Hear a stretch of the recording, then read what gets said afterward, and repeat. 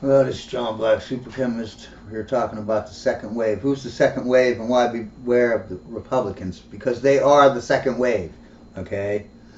What you need to understand is there's no parties. This thing that there's Democrats and there's Republicans, this is BS, man. They're the same people. They're controlled by the same people, okay? They just have different objectives on a sub level, you know what I mean? The Democrats, they want to get into office. They want to steal from you, right? They have a fictitious monster, racism, and this and that, climate crisis, all these fake monsters, and then they convince you that they're real, and then you throw money at them and you beg them, please, please, please save me from the fake monsters. And then, but then they keep stealing and getting more crazy and more crazy, taking more of our freedoms away, right? Take our freedoms away in the name of fighting racism. You know what I mean? Or fighting whatever, you know what I mean? Fighting climate crisis or whatever, the fake climate crisis. And so, and then they keep taking our freedoms, because that's their job, take our freedoms, take our freedoms. And then they do so much craziness then, they get, that we swing back over, right? And then we start voting Republican, right? Then we get the Republicans in, and they do the same thing. They steal our money, steal our money, steal our money in their name of their wars, you know what I mean? Fighting crime and this and that. This terror. Didn't anyone realize, no one thought in their head, because I'm so tired of this, like, everyone's afraid of the third world countries in the Middle East. Like, if they go down, humanity just dies. This is like a third grader being on a high school playground, and everyone is like, no, don't fuck with that third grader, don't screw with him. Oh, if you screw with him, the whole school just burned down, and we'll just all be murdered. That little kid is more important than everybody else. He's 5 years old, for God's sakes. We have to be terrified. That's what I see when I see people talking about, like, oh, the third world, the Middle East, we got to whatever, fuck the Middle East. Why do we care so much? Who cares? They literally have nothing but oil there. We have oil too. We don't need them. But somehow they're like so important, and they're just so, and what kills me is that they're just going to come and kill us. And for 4 years, Biden had the borders open, wide open. Wide open! Anyone could just walk in. How many terrorist attacks, other than our own people, these protests, peaceful protests, other than those terrorist attacks, you know what I mean, and shooting our political people, which we're doing ourselves. It's not like it's the terrorist. What? We've been going to the airport, waiting an extra 4 hours to get on a flight, can't have a little vial of hand lotion because you might blow up the plane. And what's funny is they took our freedoms with the Patriot Act so that they can just come into our house, take us, kidnap us, and tell no one. And lock you away with no attorney, no trial, no nothing. That's legal now because of the Patriot Act. But we just gave rights like that up and gave it to our government? For what? The last 4 years of Biden, no one, what were we so afraid? All we had to do was, even if we had opened our borders, nothing would have happened. But yet you're still afraid, and you'll be like, oh, they might have an A-bomb. Why are you so afraid of an A-bomb, you pussy little bitch? An A-bomb, literally, Japan is a little tiny island, and we put 2 A-bombs on them, 1 A-bomb and 1 H-bomb. And they're still dying. Obviously, they can't go into those cities or whatever. And, if you're close to those cities, yeah, it's going to be bad for you. The United States is giant. You could have 10 atomic bombs. You can have an atomic bomb for every freaking state. Doesn't matter. We would just go out of those states. First of all, that's not going to happen. But 1 A-bomb you're afraid of? That's crazy. When we started making A-bombs and setting them off left and right, within 1 decade, within 10 years, we put off 2,000 atomic weapons. H-bombs, A-bombs, 2,000 within a 10-year period. Does anyone even bat an eye saying, oh, I'm living here with 3 arms now because of those atomic...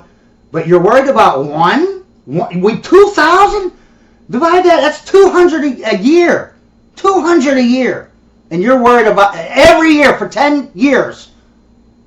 And nobody batted an eye. Nobody's saying anything about that. But for some reason, if Iran has one, they can't even attack us without hijacking a plane. They have no weapons, no army, no nothing. They had box cutters the last time, for God's sakes. We're afraid of people with box cutters now. That's how much of a pussies we are. But anyways, we're getting off the subject. Going back to who. So there's no parties, you idiots. The Republicans steal the money and they take our rights, and they same thing as the Democrats. They just do it in a different fashion. They do it with their wars and their crime that they say that we have, and the Democrats do it with social programs and are taking our rights away because of racism or climate control or whatever. Think about it. What happens? You got when you have an election, you have a bunch of Democrats and Republicans. They go around and talk to people, and the parties each pick one guy. What guy do you think they're picking? First of all, they're going to try to pick someone who's going to win, the best guy, right? But they're really going to pick the most corrupt guy, right? Whoever's going to play ball, that's who they fund. That's why, didn't you notice how the same people fund both sides? Like this, Bill Gates, he'll fund Republicans and Democrats. And he's doing both sides. They do both sides, right? Why? Because they're both corrupt. The guy the Republican that actually makes it to the election, and the Democrat that makes it to the election, they're both corrupt. They wouldn't be there if they weren't, right? The elites wouldn't fund both of them. That's why they don't care who wins. Whoever wins, they get in. And they're going to screw you and steal from you by one way or the other, either through wars and that kind of, the Republican way or the Democratic way. It's the same thing, man. And it's funny. I have proof that all the presidents, I even have videos where I go on the site and I show you on genealogy sites. I've showed that 80% of the presidents, 80% of or 78% of the vice presidents, 60% of the first ladies, 25%, and I'm not done. I'm in the process. 25% of the Secretary of States, 15% of the Supreme Court justices. And I'm not just saying the Supreme Court justices today. I'm talking in the whole history of the country. 25% of the Secretaries of State and 15% of the justices on the Supreme Court. They all have this. They're all related. Okay, so I'm up to 300 governors, 300 congressmen. I put the evidence on there. You can see it. It's just so boring to watch me on a genealogy site. Click onto one person. Like I went through the presidents last time, right? I'm clicking on. Here's president number one. Look, he's Edward the First, King Edward Henry the Third, 12 of the Magna Carta signers, and then the 5 of the 7 kings. They all have this. These are all grandfathers. They're all cousins. Okay, but they're not just cousins. They all have a direct line to 7 kings, or 5 of the 7 kings usually. Okay, and then they're cousins, the other 2. But they're grandchildren. Like 80%. When I say 80% of our presidents, 78% of our vice presidents, 60% of our first ladies, I'm saying they all are the same grandchildren. They have the same grandfathers, and these grandfathers just so happen to be the first kings of every first world country. The first. Or they lead to the first kings of of all the first world countries. So you have a whole bunch of people, right, that are royals, right, that were running England and Italy and Germany and all these other countries, France, whatever, right? And those people, those kings, okay, they're grandchildren. All the people that I'm saying these percentages, 80% of the people who signed the Declaration of Independence. I'm up to 60% of the people who signed the Magna Carta. These people they're all grandchildren. All grandchildren. Which makes them cousins, right? They all have the same grandfathers. But they have like 20 different grandfathers. I don't mean like a grandfather like me and my siblings would have the same grandfathers, right? Because my great-grandfather and their great-grandfather, same person. And then their that data. Them, you know what I mean? I'm not saying that. I'm saying there's 20 different bloodlines, and they share all 20 bloodlines. And some of these bloodlines lead to the first kings of everything. But these people share like 100. They're so inbred, you know, just like royalty, that they're like George Bush and Barbara Bush. They're related like probably 30 times. I've proved to a fact that they're related 20 different ways. 20 different ways. So these people, they're all related, you idiots. But you just refuse to look at the evidence because it's boring. It's like it's unreal, like unreal. So there's just the deep state, and the deep state is a royal family, and this royal family is the same bloodline that determines who the king of England is today, and also determined who is the king of everything. All the countries use this bloodline. Every monarchy used this bloodline to determine who was the king next. And our whole government has this. The top government has, you know, first governors, first secretary of state, first secretary of treasury, you know, first president, vice president. You know what I mean? The entire country was created by these people. You think the deep state was from, like, you know, World War I, World War II? No.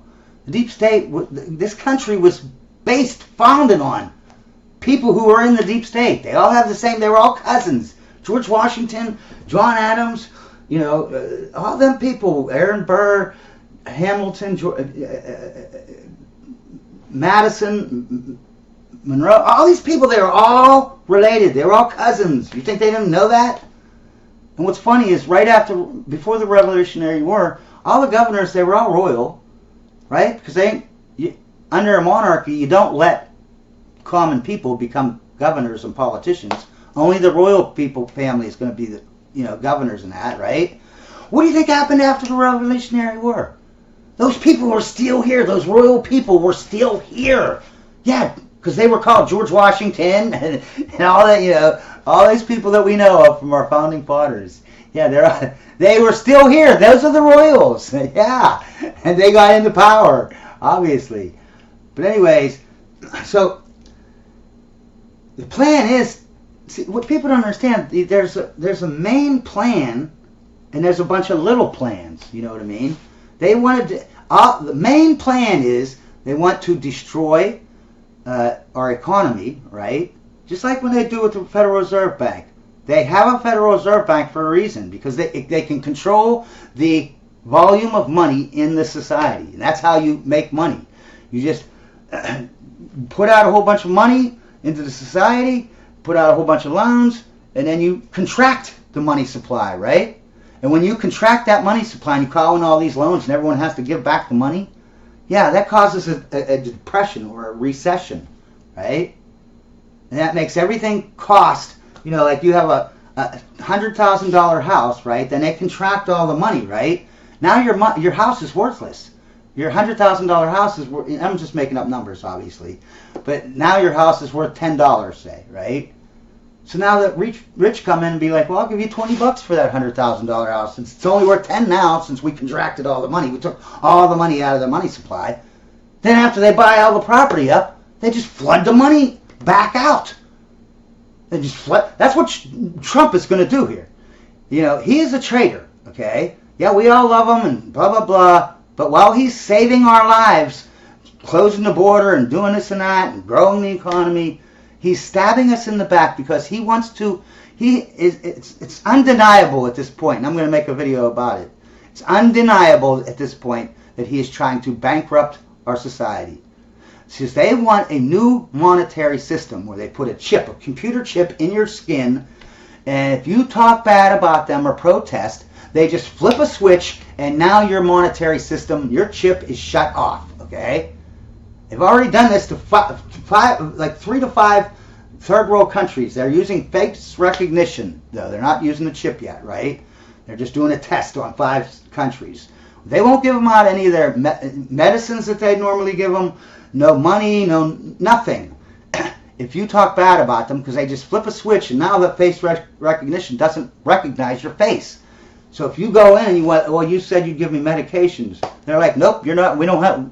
You know, maybe stop talking bad about us, and we'll flip back the switch so that you can. Our computer will recognize your face,